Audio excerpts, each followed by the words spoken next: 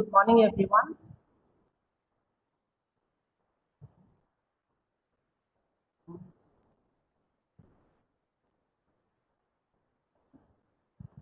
Good morning, everyone.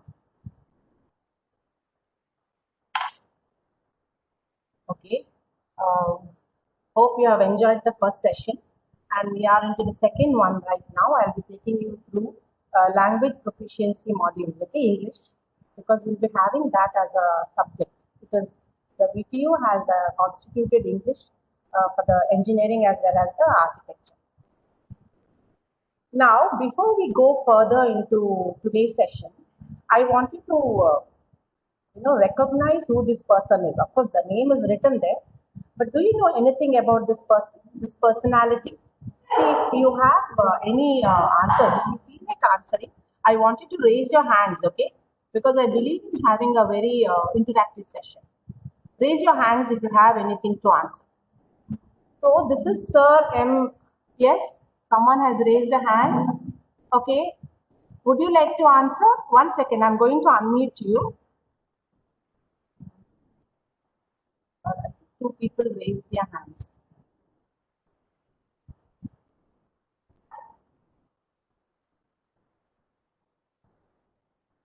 It's all right. We'll go forward. Just wait for a second, okay? We are going to make sure that we will be able to allow you to answer when you raise your hands.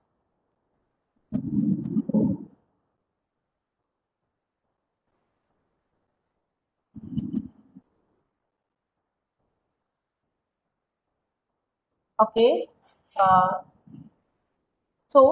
This is about Sir M. Vishweshwaraya.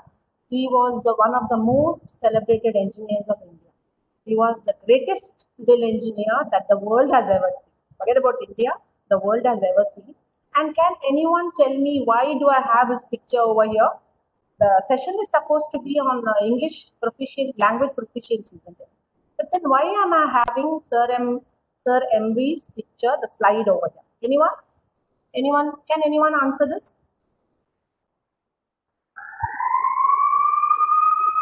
Yes, that's because you are you have joined a university which is named after him. VTU stands for Vishweshwaraya Technological University. And do you know anything at all about this very great personality? See, he was an engineering legend and he was a nation builder. Okay, now these are his 10 commandments. What do you mean by commandments? Something which he wants all of us to look into, okay? All of us to adhere to, all of us to make our own. Now, what are those 10 commandments? Practice. He urges everybody to practice self-help. Instead of depending on someone, make sure you yourself are knowledgeable. Okay, and then never ever forget that knowledge is power. Knowledge is power. There is nothing which can circumvent knowledge when it comes to your success in life. And then he urges us to cultivate teamwork and to practice teamwork, because when you are working in a team, it brings out the best in you. Okay, and it also increases your production, your productivity, and he urges India to increase its production and services. And right now, Modi is taking this up with Make in India. He was one who said we need to support Indian industries, restrict imports. Why did he urge that we need to restrict imports? So that Indian industry gets a chance to survive. Okay, and then it wasn't all that. He said that we need to maintain efficient standards.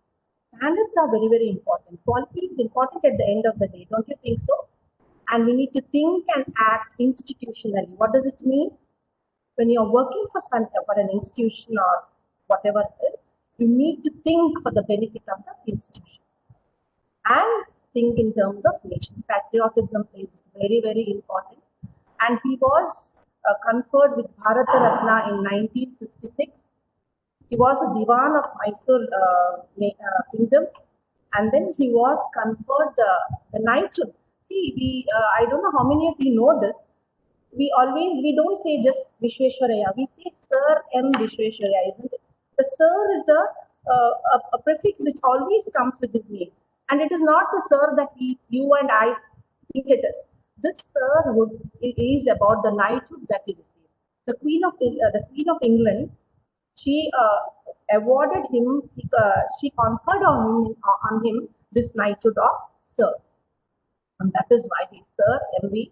And it is one of the most prestigious awards that UK ever confers on anyone. And he was the first Indian. So you have joined an university to become engineers, and you have the university is named after a legend, an engineering legend. And I want, if you haven't read anything on Vishweswaraya, today in the evening during your free time, I would request you to go on the net and try to know more about this great personality. He was a down to earth personality. And it is, and by reading about these kind of people that we know we can become something. Okay, for example, now Sir M. Vishweswaraya probably, he might be, you might tell, ma'am, he was like 100, he was down, he was there 100 years earlier or whatever. But I'm sure everyone has heard about APJ Abdul Kalam. Yes. Have you read anything about him? Again, such a very great personality, isn't it? So I would request you to look upon these great personalities. Okay, what made them tick in life. So that would give you some valuable information about how to achieve success in life. Okay.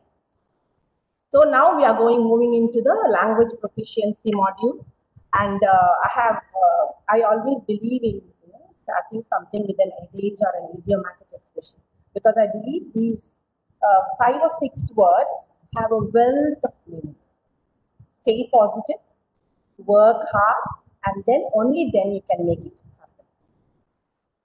So, what's the importance of English speaking? What is the importance of English?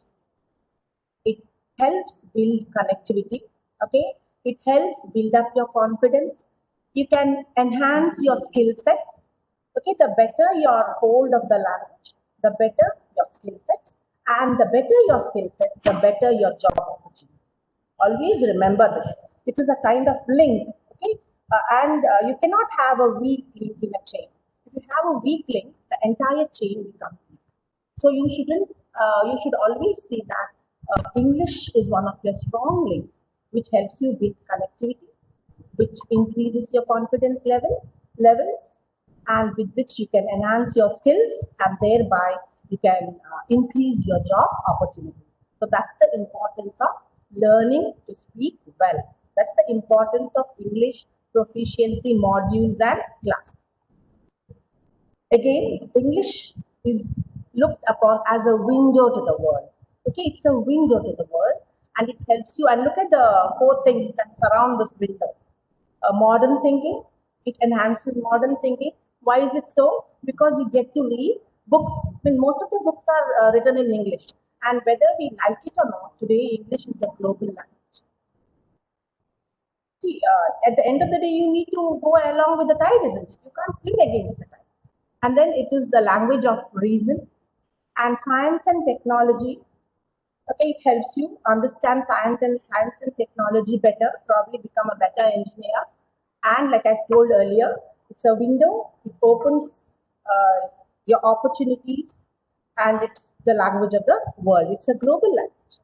So this is again why English is important for you to learn and to update yourself. And understand one thing. See, language is not something which stays in a place. Okay, any language for that matter, but here by default we are talking about English. A language is always in flux. What do you mean by flux? It keeps changing. Okay, it keeps changing, and English today has grown exponentially because it has the capacity to take so many words from different languages and make it its own. For example, yoga. Yoga is a Sanskrit word, but today it has gone into the English language. So today, yoga is not a word from Indian language. It has gone to English. Likewise, you can find many number of words, thousands of words from Indian languages which have gone to English. You have to just Google up, because I can't waste much time. and I have been given a stipulated time, isn't it? And it's very, very important that we stick to the time schedule that is given to us. Okay, so this is the syllabus for engineering students. These students out there, you have technical English paper 1. This is, I've just put up paper 1 here. That is for your first semester. And for your second semester, you have technical English 2. And for technical English 1, it's per week you'll be having 2 hours. It's a 1 credit course. Okay, the continuous internal evaluation. Can you see here? CIE marks. Continuous internal evaluation will carry 40 marks. And SEM and exam, SEE marks. SEM and exam carries 60. The exam, it will be 3 hours of exam. And you have 5 modules. And it speaks about communication. You need to learn about communication. You need to learn about the phonetics. What do you mean by phonetics? What is phonetics? Phonetics is the study of language through the sounds. Okay, intonation, pronunciation skills, English vocabulary, and language proficiency. And you will be having what is the meaning of augmenting? Augmenting is to add something. What do you mean by LSRW and GD skills? LSRW, they are the basics of verbal language, verbal communication. That's listening, speaking, reading, and writing. And GB skills. What do you mean by GB skills? Grammar and vocabulary. So you'll be having grammar, you'll be having communication, you'll be having a little bit of phonetics, intonation, stress module, and so on. So this is you have 5 modules. So this is, and the question paper will be in the objective type. Next, we move on to the syllabus of architecture, because I was given to understand that this is a set of both engineering as well as BE and BArch students together. You have a subject known as communication skills, okay, 2 hours per week. The thing is here, you don't have any exams for this paper, but please understand one thing. Just because you don't have exams doesn't make this any lighter. If you want to become a very good architect, you need to attend the classes and you need to develop your skills in effective communication, be it written or verbal, or you need to even learn the potential of media technology and internet communication and so on. So this is for the BR. So now I'm going to take you through a common area, a common topic, which is communication. But before we go that, let's once again go through what do we mean by LSRW, or listening, reading, and speaking, reading, and writing. See, now listening and reading are supposed to be receptive. What do you mean by receptive? There is an input there. Okay, you need to listen and read, and you're learning something. Whereas speaking and writing are productive. It's an output. It's an output. And these 4 basic language skills are very, very, very important. These are the building blocks. For example, as science students, I'm sure you know about the building blocks of food chain, isn't it? Which are the 4 building blocks of food? You have your carbohydrates, that's your carbs. You have your proteins. You have your lipids or fats, isn't it? Likewise here, these 4 LSRW are the 4 building blocks of any language. And how do you make it? How do you update yourself? You need to make English a part of your life at home, at work, and during your free time. That is how you need to surround yourself with these things. So if at all I were to draw a pie chart of verbal communication, see, you have different types of communication. I'm talking only about LSRW right now. Listening takes up 45%. Okay, speaking takes up 30%, reading 16%, and writing 9%. That's exactly why we don't like writing, isn't it? If given an opportunity, you would opt for listening and speaking, wouldn't you? And look at the percentage which is taken up by listening and speaking. It takes up 75% of verbal communication. Okay, so it's if you have good fluency of language, it's always something which should be applauded. But then listening skills should be much better than your spoken skills. And the sad thing is, we don't teach our children to listen. We teach them to speak, we teach them to read and write, but we never teach them to listen. So from now onwards, make sure you build on your listening skills. It's very, very, very important. So I'll take you through a common topic for both architecture as well as engineering, that is communication. Can you see the pictures over here? Just have a good look at the slides. So what is this? This is human communication, human interaction through the different technologies that we are having. And today, communication has become that much easier. What is communication? What is communication? I wish this was an offline class so that I could have asked you questions and you could have answered. So verbal, you have verbal communication, you have non-verbal communication, and you have visual. Verbal, like I said, LSRW, and non-verbal, you have 9 different non-verbal languages. The moment we speak of non-verbal, people think it is body language. That is just a part of non-verbal. Okay, and visual is whatever you see. This is a huge module. So I'm just touching it upon briefly before moving forward. What is the importance of communication? See, effective communication is a key qualification. It's so very important that it's very important. It's seen as a key factor which leads to success. And almost all successful people are good communicators. See, you might be a good communicator, but that doesn't guarantee your success. You know why? Because just being a good communicator doesn't make you a successful person. To be a successful person, you have to look into so many other qualities. You need to have so many other qualities like leadership qualities, time management. You need to be a person who is punctual. You need to be a motivational speaker and so on. But then some people are natural communicators, but the good thing is it can be learned. Now, what's the purpose of communication? It's a tool for transactions. Okay, it's a tool. We use it to inform, for example, knowledge transfer. We use it to convince, that is, persuade people. It could be, to buy or sell, to convince someone about something. We use it to motivate. This is highly evolved, and probably common people use communication to inform, convince, and inquire. But motivation is usually at a higher level, and to inquire, to ask, or it can be used in marketing, whatever. So this is the purpose for which communication is used. Now the process of communication. See, I have put the feedback first here. Do you know why? Because feedback is a very important aspect of communication. See, right now I'm talking to you. Don't think I can't see that, some of you are sending your emojis. And it's very easy to send a thumbs down, don't you think so? Thumbs down. But I would like to ask, are you listening at all? I don't mind if you send thumbs down, send 1,000 thumbs down. I don't mind, because that is what you are at the end of the day. Okay, that is what you are at the end of the day. And even if you see a thumbs up or a smiley, it doesn't make any difference to me.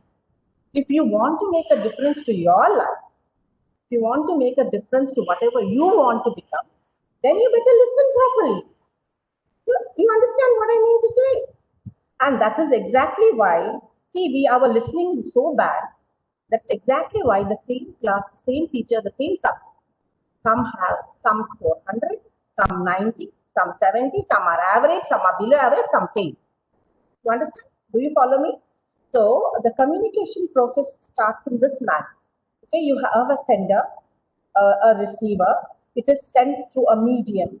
Okay, and what keeps the sender and the receiver together connected? It is through the feedback. Okay, the feedback makes the communication complete. And if this were an offline class, probably I could have seen you. Yes, I could have seen the good students who are really listening to, and the ones who are sending the thumbs down signals, and so on. But thing is, I'm handicapped here. I can't see you, and you can see me. I wanted you to see me actually, because I believe visual communication adds some 30% to the communication process. But then there is many a slip between the cup and the lip. This is an adage, okay? An adage or an idiomatic expression. I don't know how many of you have heard this. There is many a slip between the cup and the lip. Do you know what that means? Would anyone like to answer? Any hands up? If anyone would like to answer over there, I'll unmute you. You can raise your hand. Anybody? No? Where did all those thumbs down people go? Have they left? Oh, good. They have left. Those thumbs down people have left. Good, good riddance. Okay, so it means you might have a cup of coffee or a juice or whatever, but until and unless you drink it, there is no guarantee that you're going to drink it. So that's what it means by many a slip between the cup and the lip. And in communication, this is very true because you might say something. See, for example, I'm talking to you right now, and you know what? I'm expecting that all of you are listening, all of you are enjoying, but I could be very wrong. Don't you agree? So you see what I mean? And then, and what do I actually mean? Sometimes, when I come up with snide remarks, I might say something, but I might mean something. And again, what the other person listens and understands too could be entirely different. And this is the reason why we have so many breaks in communication. This is the reason why we have miscommunication, and we need to be very careful about to make sure that the communication happens the way we want it to happen. The reason is we need to communicate for results. And these are known as the 7 C's. Okay? If you want to communicate to get results, today, for example, I want the students to listen, to learn something. I'm not saying that you don't know this. Probably you know more than me. Yes, at your age, because the knowledge is exponential. Today, a teacher cannot say she knows everything. It's impossible because the knowledge is out there. Then why do the colleges and schools and classrooms exist? Does it exist when the knowledge is out there? The reason is when you download something from the net and when you read it, your understanding might be just 7%. Verbal communication, when you think of the bigger communication pie chart, just take 75%. And in the class, when your teacher explains the same thing to you, okay, that gives you the understanding of the remaining 93. That's why, in spite of knowledge being out there, classrooms, schools, and colleges to this day exist. So let us have a quick look at the 7 C's. You need to be credible. What do you mean by credibility? Candidness, honest. You need to be courteous, isn't it?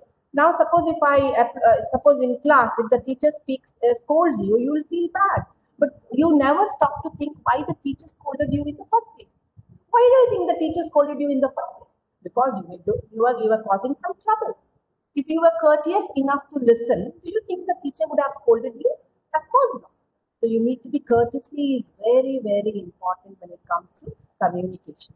So you need to be credible, you need to be courteous, you need to be clear. The words that you use should be very clear in their meaning.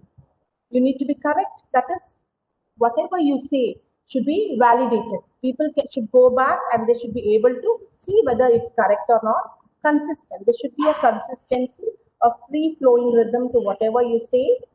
It should be concrete. What do you mean by concrete? Something that the people can go and check for themselves. Actual and concise. What do you mean by concise? It should be precise, to the point. We don't have time for, wordy messages. We don't have time. We are running short of time. So the more to the point, the better it will be understood. Next, it should be, if you want to communicate for results, you need to make sure that your message, whatever you're saying, should be short. And when I say message, I'm not talking about a WhatsApp message or any other message. I'm talking about communication. I'm talking about theory in classes. I'm talking about your lab experiments. Anything and everything comes under communication. So it should be short. It should be simple. Because what do you mean by simple? You cannot use difficult words. See, there is a limit for everything. Okay? And once upon a time, we used to communicate to express ourselves. To impress others. But these days, we don't impress people. We try to express ourselves. And for that, you need to use the words which are used on a day-to-day basis. Okay, and it should be strong. What do you mean by, for example, coming back to simple again? See, suppose if you are talking to people of your own level, of your own educational qualification, then yes. But if you're talking to someone who is at a lower level, then you need to keep the words simple. Because words have different shades of meaning and no two words have the same meaning. Never, ever. And especially when it comes to communication, you shouldn't use any jargon. Now, what do you mean by jargon? See, jargon, there are two types. You have technical jargon and you have jargon which is used by laymen, common people. Now, technical jargon is a highly qualified, developed language. Okay? For example, medical jargon, engineering jargon, management jargon. For example, if a doctor speaks about cardiac arrest or cardiopulmonary or whatever, another doctor will understand it because it's a medical jargon. Likewise, if I say AI and ML, what does it mean? Artificial intelligence and machine learning. If I say AI, probably only the engineering students will understand it, or those who are in that field. And then that is, and for example, you have management jargon, which only the management student might understand. Others might not. You see the meaning of using simple terminology, simple terms. And then when you speak of the other type, informal jargon, it is the language that is used by a set of people. For example, teenagers you have your own set of jargon. You have your own words. For example, matcha, da, and then babe, I don't know, God knows how many other things that you have. So that is an informal jargon, and you should never ever use jargon when you're communicating for results. Informal communication. Next, what do you mean by strong here? Strong in the sense, see, we communicate for results, don't we? And when you're communicating for results, in some instances you need to pick up the right word, okay, to see that the result is happening. To get the right output, you need to use the exact word. So it should be strong and of course sincere. If I tell you something, it should be honest, it should be true to the fact, and it should be verifiable. And in the communication parlance, in the communication jargon, that is the technical formal language, we call it the KISS principle. The KISS principle, very easy to understand, isn't it? And what do you mean by the KISS principle? Keep it short, simple, strong, and sincere. Or keep it short and simple, silly. A kiss, a long drawn out kiss with 3 or 4 S. Isn't it easy to remember that way? That's why you have these acronyms. Next, these are some of the things, W questions, W words, like you need to look into when you're communicating for results. Who is it that you're speaking to? Okay, why is it that you're communicating? And what is the reason that you're communicating? How are you doing that? And when it should be done and where? I would like to give you an example now. See, some of you kept sending, you keep sending, we have muted you. So you keep sending emojis here, don't you? And why is it that you're sending emojis? What is the purpose? Is it going to achieve any purpose by sending emojis now? And how are you communicating to me? You're communicating to emojis. And when it should be, you don't even know when it should be communicated and where and to whom you're. So unless, because is it achieving any results? You're sending thumbs down. Have I stopped my session? Have I stopped? So you're not communicating for results. You're communicating just because for the heck of it. So make sure if you're communicating for results, if you are looking for the output, for the best output possible, you need to look at these aspects of communication. Who, why, and again, when you speak of who, there are different ways of communication. You have formal, you have semi-formal, you have informal. Okay, so I'm not going to go into that. We have regular classes for that. Today, I'm just giving you a brief idea of what you might have to look into when you come to college.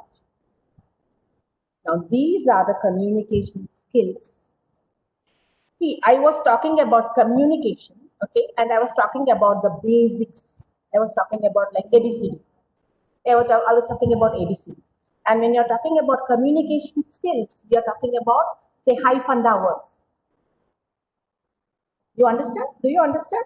Because a skill is something in which it is something which you have excelled yourself in. So if you know how to present, give a presentation, cannot say you have presentation skills. Okay. Likewise with negotiation, you need to be a very good person who is very good in convincing people. You need to have that power in you. If you have to say that you have negotiation skills and business writing skills. All of us know how to write, don't we? But can you honestly say that you have writing skills? Do you? Influencing skills? Very few people have. Very few people. Like probably the great personalities like Sri Sir M. Vishweshwaraya, Dr. APJ Abdul Kalam, they had influencing skills. But how many of you are influenced by reading their books? Have you read anything about their life history? Please go and read, become something.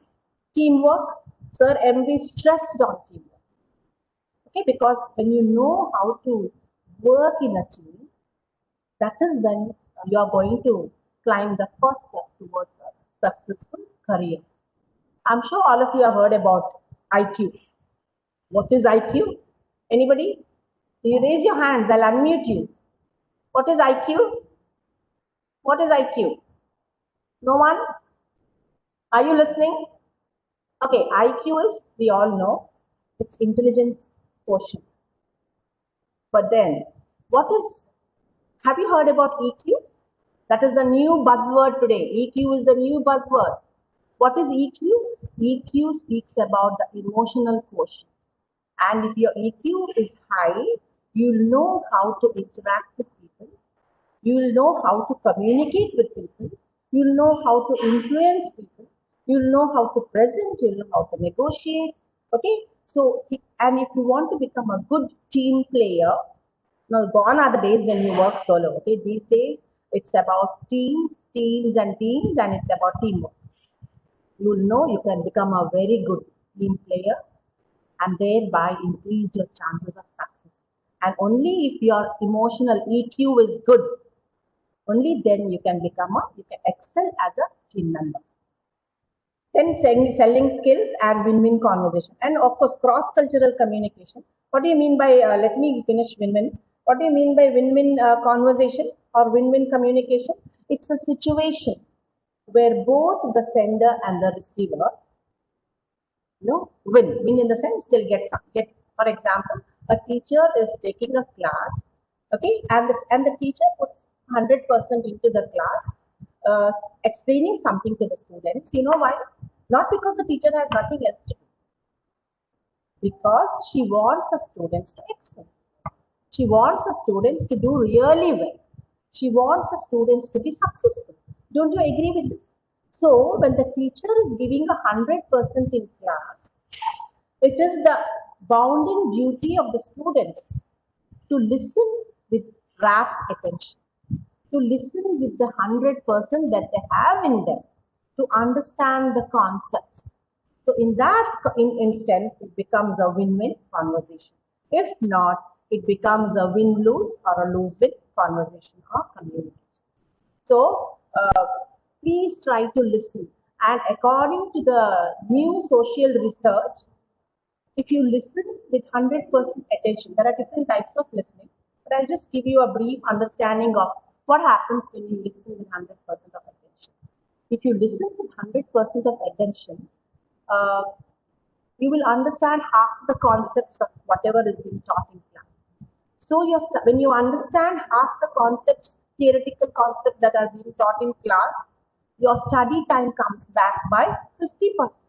It is reduced by 50% because you have listened attentively in class. Okay, you remember half of whatever when you go back to your text. And these things are for the ones who really want to come up in.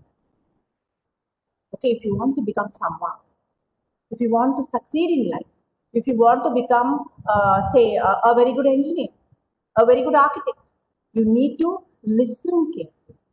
Okay, you need to be a very empathetic person. Only then you can think of bettering yourself in life. Next, we'll move on to cross-cultural communication. What do you mean by cross-cultural communication, and what is the necessity of learning this skill. This is a skill of it. The reason is tomorrow when you join some MNCs, okay, you might come into contact with people from other cultures or from other nationalities and so on. So when that happens, you need to know what are the cultural nuances that they have in their culture. It's very, this is a very sensitive issue. Okay, this is a very sensitive issue.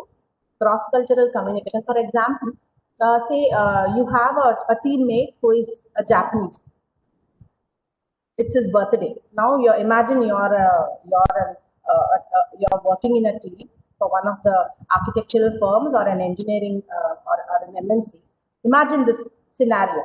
Okay, you have a team member. You have different people from different countries, and one team member is a Japanese person. So the next day is his birthday. Imagine you give him a gift, and which color would you prefer to wrap your gift in? We usually prefer red or gaudy colors, isn't it? Or some with glitter. We Indians prefer bright colors. But if you, God forbid, if you give him a gift wrapped in red or any other color, it is supposed to be red means red and black. Black we don't. Red and white means death for them. And how do you think his day will go? They prefer drab colors like white or brown or gray to wrap their gifts. This is just a small example of the difference that can happen, the things can go wrong in cross-cultural communication. Now, we need not even, some of you might ask, why do we need to think about it? We are not going to go abroad, neither are we going to become, join work at MNC, we are going to be entrepreneurs. Very good, excellent. If you want to become an entrepreneur, well and good. But then, don't you think we in India, one country, many states, do you think we have so many cultural differences in our own states, in our own country?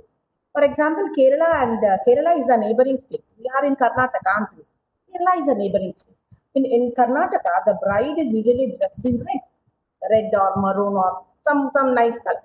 But if I'm not wrong, in Kerala, a bride is dressed in white, isn't it? A mundu veshti, a white or cream with a golden background. Isn't that a small cultural difference that you have?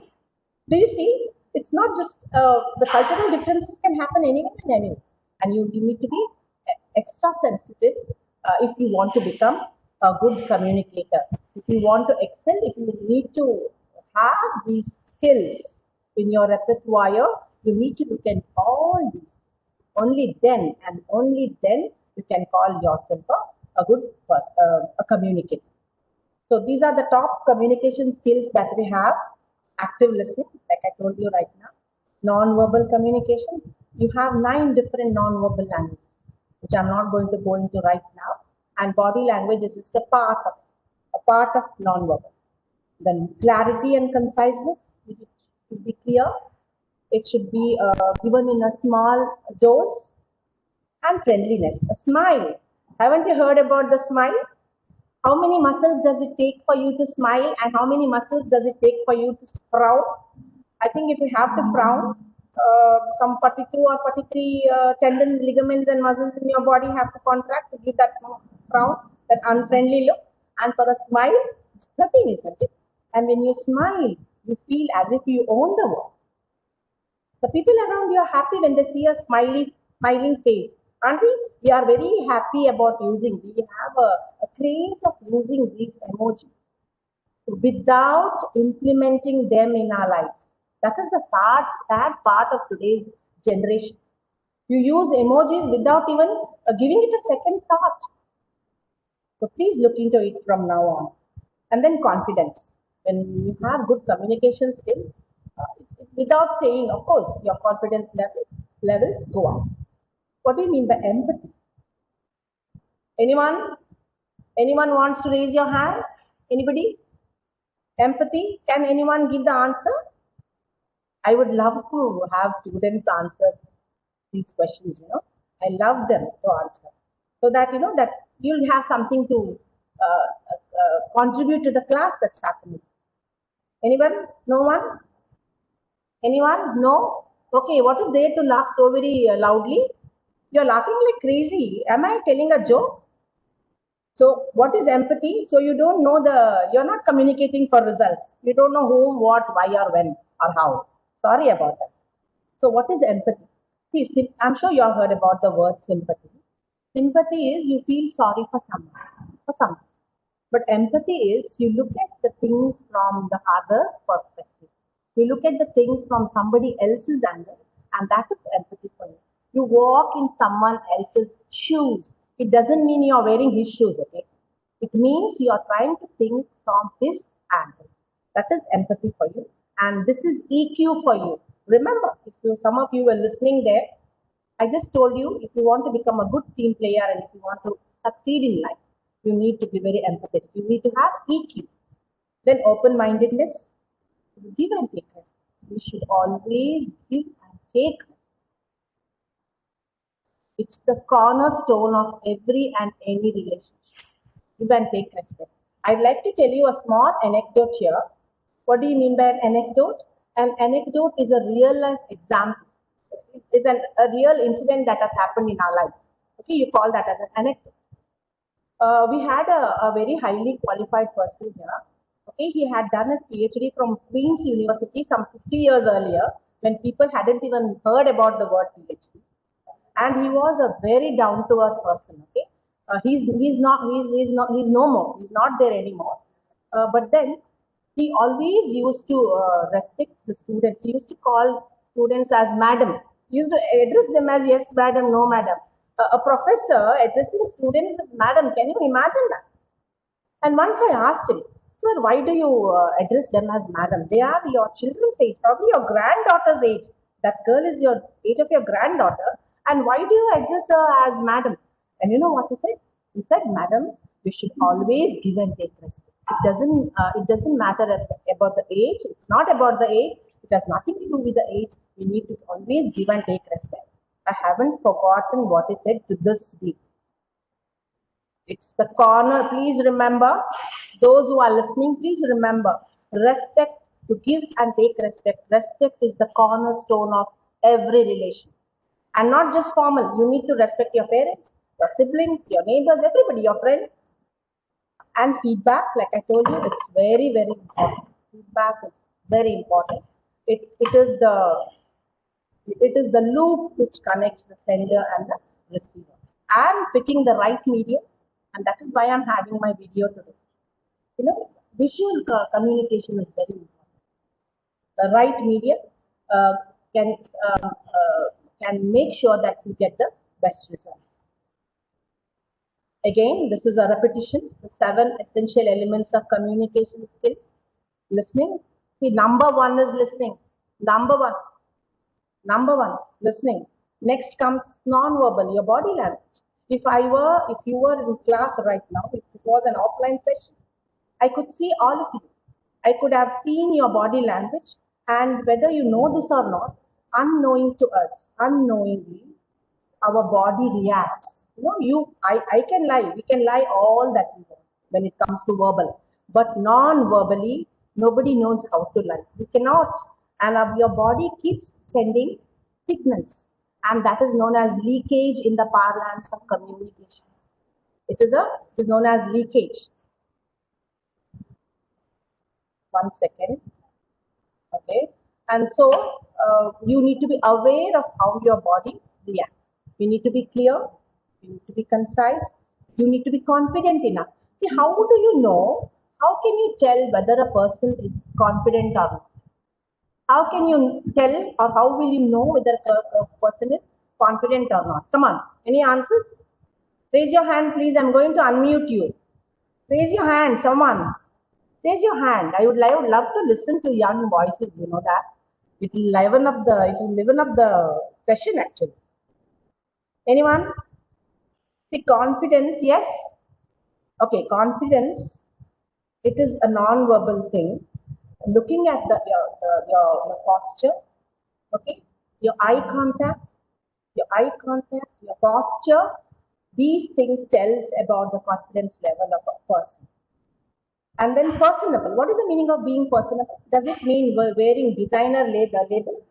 Does it mean wearing designer labels, being personable? Does it mean grooming yourself with a a gel or good clothes are dear. Being personable is, see, every moment of the day, when you think of it, is like presenting ourselves. Okay? Being personable is presenting ourselves. The moment we speak about presentation skills, what what is the common idea that students or anybody has?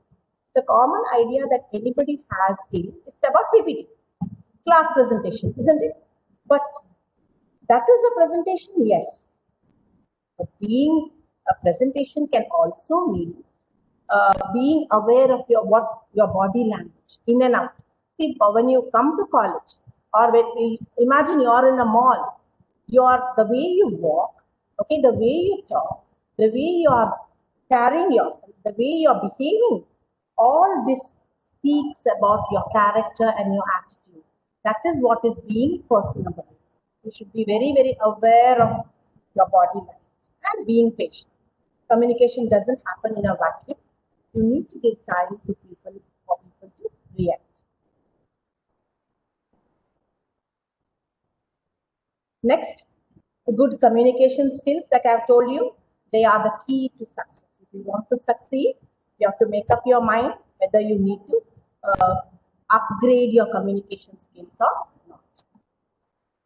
Okay, so I'm coming to the end of my presentation.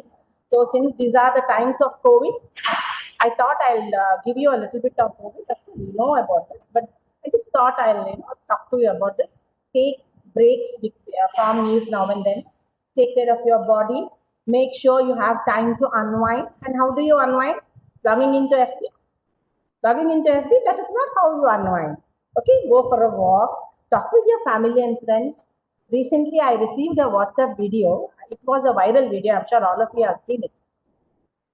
All are having dinner, and some 8 or 9 members, and all are into their own mobiles, and they're having their food. Okay, and they are not, that is not how you connect with others. Okay, and now this is the right time for you to set your goals and priorities. You have joined engineering stream. I wish all of you best of luck. Make sure you set your goals right now, and don't forget that you have joined with you. Remember whom it is named after, and focus on the facts. Be informed, be prepared. Today I heard, I received a message saying that, the world is being hit by a second wave. I don't know how far it is true. So we need to be informed, we need to be prepared, we need to be smart and safe. How can we do all these things? By following the SOP. What do you mean by SOP? It is the standard operating protocols or procedure. Wear your mask, keep using sanitizer now and then. Okay, don't go to public places. Try to distance yourself. Eat good food. Okay, have a healthy attitude. Thanks for listening. Any questions? If you have any questions, you can raise your hand. So I have finished 10 minutes earlier. Any questions? Please. I would love to listen, some to some of your voices and to some of you youngsters out there. Any questions? No? Thank you so much. You can take your much needed break and come back for the next session at 12. Thank you so much. See you tomorrow. I hope you have enjoyed. I have. I love to vibe with youngsters. I have enjoyed a lot. I don't know about you. So keep me posted. Thank you. What is this?